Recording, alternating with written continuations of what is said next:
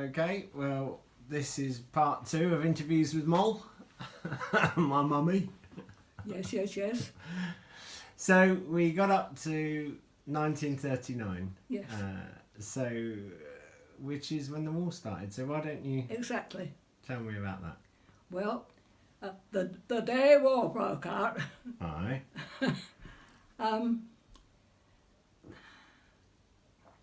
think we were evacuated to Faversham, All right. which wasn't terribly far away, but because my father was a teacher, I got to be evacuated with his school, although my own school were going there, but it was much more fun being evacuated with my father's school.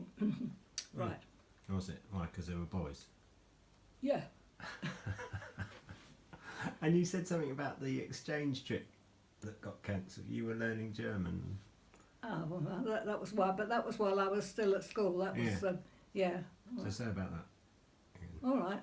Well, because my father's school, which was then called Chatham Technical School for Boys, where he taught physical training and maths, and the time came, I got to the year, which was the decision year for whether I was going to, as well as doing French, which I'd already started, was whether I was to do French or Latin or German.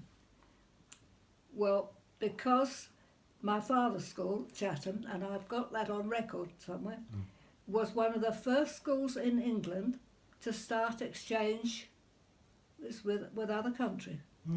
And so my Chatham Technical School was to exchange schools with Germany. In fact, they did, because I remember, because my father used to take me up to his school quite a lot, and I remember seeing a lot of the German boys. Right, okay, yeah. So Anyway. It was happening, yeah. But then you didn't go. It was just When were you due to go? when little old Hitler intervened, because the war came. I had started learning German, and I liked it. I enjoyed it because it was a musical sort of language, and something to do with my a recognisable gift for music.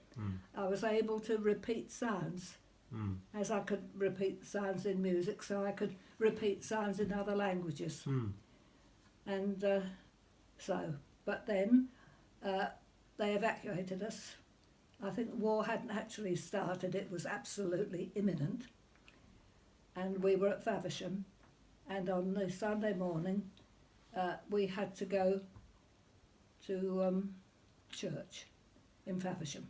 And while we were there, the sirens went, and we were told to go home as quickly as we could, because this was an actual air raid warning.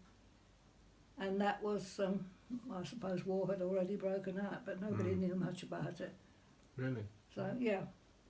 So we had to get back to our billets. I wasn't scared at the time. I've done all my scares since then, well and truly, but my sister, who was, I don't know whether she was still at school. She was very, very much higher up than me, and a prefect and all that sort of thing. She was very scared. But anyway, nothing happened in that air raid. But so we carried on at Faversham for a while, and I was billeted with my sister, and my father and my brother were billeted somewhere else. But my father wanted us all to be together, so he arranged a place for us where we could we could all be together. My mother hadn't come because she was getting ill, so she stayed with her mother and father in Gillingham. Yeah. So we carried on, and then France fell, as is a well-known factor of the Second World War. And when France fell, I think the authorities realised that we were close to too close to the coast. So they re-evacuated us to Pontypridd in South Wales, where I didn't like it at all. Why? What reason can I give? think I didn't want to leave Faversham. I was No, happy okay, at Faversham. alright, yeah. That was a Yeah. good enough reason for me. Yeah. But- Less boys in Wales, were there? No, because no. Oh no, no. Anyway, we weren't evacuated with my father then, although I think their school went to the same place or somewhere near. But it wasn't a very happy time there because we had our first wartime Christmas, which again wasn't very happy. Mm. The one good point about that was I was quite friendly with the girl, Mary, I don't remember their surname, where we were evacuated. Right. I think the father was So is this, in terms of, if the war started in 1939, when did you get evacuated to Wales? um, Do you remember? it was September the 3rd when and we'd had I think we had a Christmas. It must have been early in 1940, I guess. Mm. Yeah. Well, that Mm. if you Okay. knew your Yeah. history, you would know when France fell. Yes, that's true. But, I would. But If you did, I might have. and if I did, I might I be able might, to I tell might you. have skived that lesson. I skived as much history as I could. Yeah. There's one thing that I I remember learned from the clearly best. about being evacuated to Wales. Yeah. We had. I was never much of a scholar at school. I don't know what I was. You don't say. Too busy daydreaming, except for music. Yeah. And we went to the chapel on the Sunday, and I can remember singing a solo. Mm. I used to do a lot of singing in my youth, and as well as playing. But we had a school hymn at our school, and nobody had remembered to bring the music. So if they wanted to play the school hymn, I had to ask you. they had to ask me. So that was when I came into my own, when Yeah. they knew about my playing. Interesting. Yeah. In fact, I'd written a song when I was very low down in the school. My sister was 4 years above me in the same school, and she actually did the words. And I wrote a song called "In the Month of June," and I had to teach it to my class, and they all sang it. Oh, very good. You still remember it? Yeah. Although we'll record that sometime. And what else? Do you remember seeing, like, the German planes going over, or were you ever near bombs, or I mean, did you ever hear bombs, or were you too Yes. far out of it? Yeah. No, but that might have been because eventually my father got recalled to the school at Chatham. Yeah.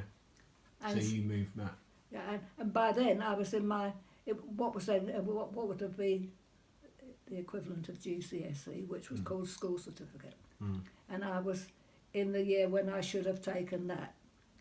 But of course, when my father got recalled, I wanted to go too. And that's what he wanted me to. Yeah, of course, He yeah. always wanted to keep his children together. So, and I can remember the headmistress saying she thought it was 1,000 pities that I wasn't going to stay and do my. But I mean, you know the word I use, which I'm not going to repeat. No, not on video. No, oh no, absolutely not. Yeah. Yeah. Good. So where are we? So we came back to So Chatham. you came back to Chatham. Well, I think This is before the end of the war, so the war's still going. You're back in, and you're living in Gillingham again. yes, Yeah. and I'm still at school, and And you were telling me about what your memories were. Of my planes and bombs and memories that of sort of hearing thing. planes go over, of course, and I remember. But by then, dear, let me think. It was time for. I had to stay at school till I was 16, and the things that I enjoyed were flowers, particularly, and music, none of which were going to build me a career. I can remember the vicar's wife. I think my mother used to invite the local vicar and his wife to tea sometimes, as people did, you know. I suppose you'd call it currying favour. That was St Augustine's in Gillingham. This was after we'd been re-evacuated. And she said, Molly should go to music college. She would easily get a scholarship. That's right, because my father said he couldn't afford for me to go to college. His teachers weren't very well paid. And she said, oh, she'd easily get a scholarship. But I knew better, because I knew that I'd never worked hard enough. Well, music had come so easily to me that that wasn't going to get me any scholarship. My sister used to do my theory homework, and that gave me good points, but didn't help my musical training. Oops, sorry. I must ask you not to kick that. Yes, I will try not to. I'll kick you instead. Yeah, that's fine. Where have we got to? So, yes, I certainly remember. And I remember on D-Day, which was, I think it was June the 6th, wasn't it? Was it 1940? I can't remember. I think that's close. Yeah. 1945. Well, by then, my father had got me a job in a bank. Yeah. Because he knew a bank manager. Right. And I was about as keen as, a square peg in a round hole. I didn't like it at all. So when I was old enough, I think I was 17 and a half, that was when I volunteered for the Land Army. And then, of course, it was after I was in the Land Army that I remember D-Day. Because I remember all the planes. I was working out in the field, and I remember all the planes going. And did you recognise the sound of the... could you identify planes from the sound of the engines?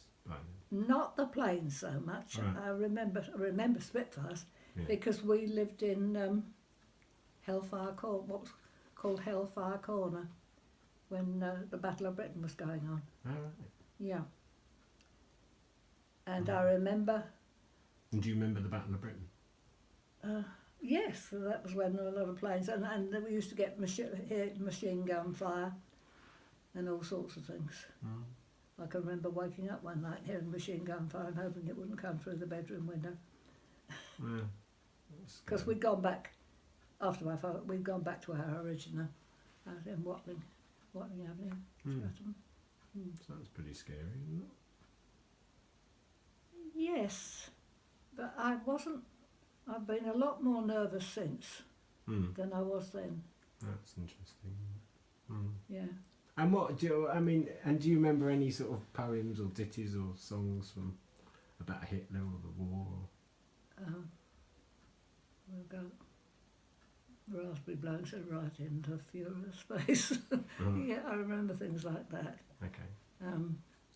Of course, I remember lots of wartime songs. Yeah. In fact, there are a lot of wartime songs on the Sing Along 'Em All. Yeah. But Sure. Yeah. things like We'll Meet Again. Yeah. And did I ever tell you about the song? It was supposed to be a wife writing to her husband during the war about and he of course was writing to her and reminding her to remain true to him. And her reply was turned into a song, which I could easily sing. What on then? They're either too old or too young. They're either too grey or too grassy green. The pickings are poor and the crop is lean. What's good is in the army, what's left will never harm me. They're either too old or too young.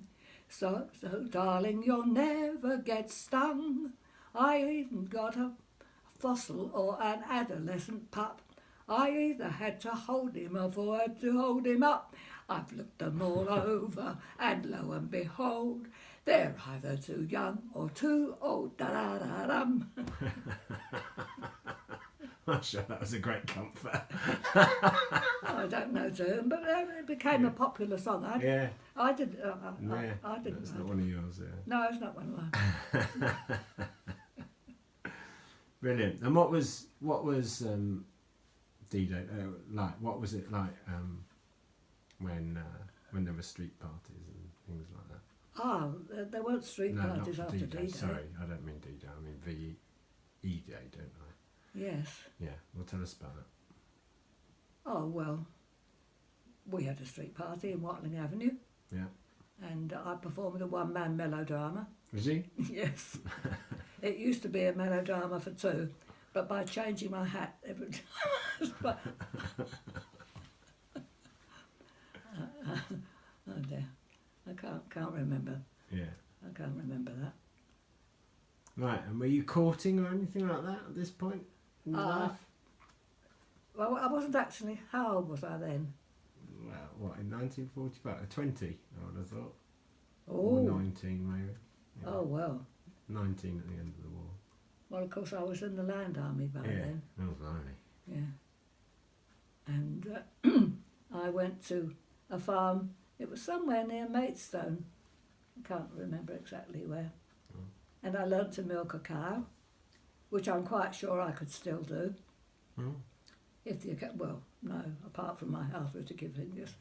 But that's the thing that once you learn it, you remember it. And we milked by hand. Hmm.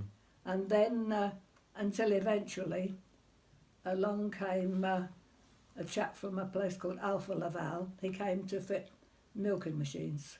So that was the start of milking machines for cows. And in due course I became engaged to him. Yeah.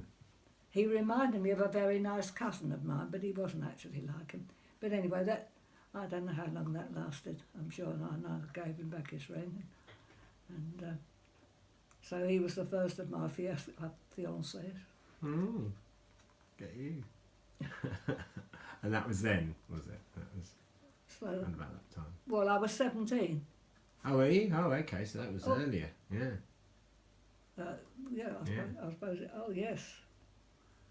Yes, and he was a Quaker, No. and as such, a conscientious objector. That's why he was doing what he was doing, fitting milking machines. Mm. And a particular friend of mine, her father, who was Commander General, he wouldn't let me take him to his place. Mm. So we used to cut a few minor capers in it because we all had air raid shelters in the garden. Mm. They were corrugated iron things. Yeah. But we used to do a bit of snogging, but it wasn't. I was still virtually pure. Well, I'm glad we've got established that. Yeah, oh yes, Because it's a family show. yes, I know. I know. Good. So, well, shall we leave it there and then we'll pick up after the war? Unless you've got anything else to say about wartime memories for this one. Well, that was while we were at Faversham. There used to be a green place opposite us. Summer evenings, and I used to go across there every evening. And I can remember, I'll let this bit go on record. Yeah. I used to go over, and there was no touching at all, but I used to go over there talking to different boys every evening. Yeah. My favourite was Bennington. Great. And I can remember one evening my father saying to me, "You're stopping in tonight, Molly. You're boy mad." Never a true word spoken. And it's funny, you know, because it's not as though I didn't have a brother. I was used to boys. Yeah. And got on extremely well with my brother. We were very close. As closer to my brother than my sister, because my sister was 4 years older than me and very mature for her age, so she was rather like having a second mother. Yeah. Yeah. But Pete and I, we used to cut. Oh, we used to cut some lovely capers when we were young. We used to, after we'd been sent up to bed on a summer's night, and he slept in the next room to me.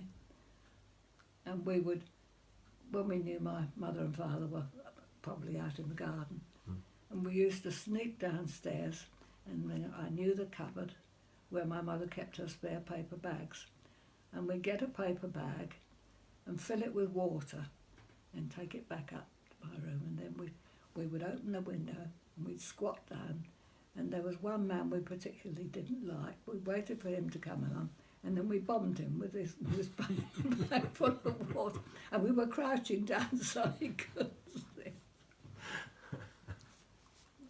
Outrageous. Well, that is a good point to leave it.